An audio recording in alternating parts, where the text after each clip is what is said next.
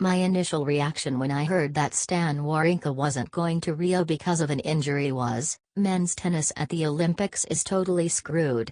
Because with Wawrinka out, 5 of the top 10 and 9 of the top 25 ranked players in the world won't be playing in Rio.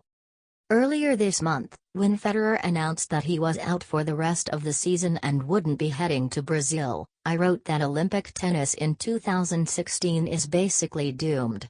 Even before Federer withdrew, there was already a dizzying number of stars who have decided to sit these games out: Milos Raonic, Dominic Thiem, John Isner, Feliciano Lopez, Thomas Berdych, Nick Kyrgios, and Bernard Tomic are all skipping the games due to concerns about scheduling or Zika. With one of the GOATs out of the running, interest would plummet further, I argued. Wawrinka's withdrawal initially seemed like just one more nail in a mostly constructed coffin.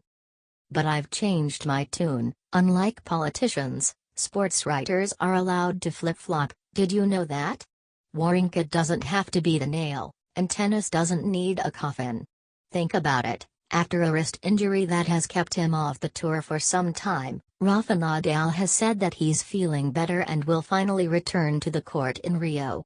Great players like Nishikori, Jo-Wilfried Tsonga, Gael Monfils, who's been performing much better recently after a tough beginning of the season, and Marin Cilic are all still going.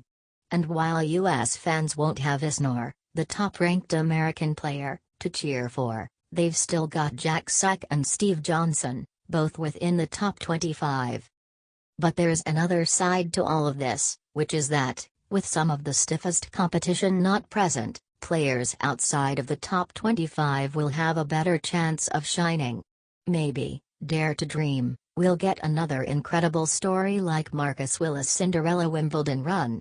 At the very least, a slightly less elevated level of play will mean that we'll get to watch players usually at the edge of the spotlight spend a little more time directly in its glow.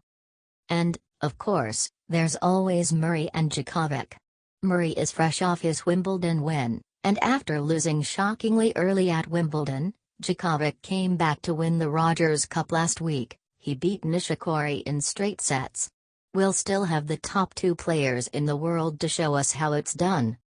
So while the games have been clouded by a lack of many stars, there will be some serious silver linings in the form of surprises and underdogs.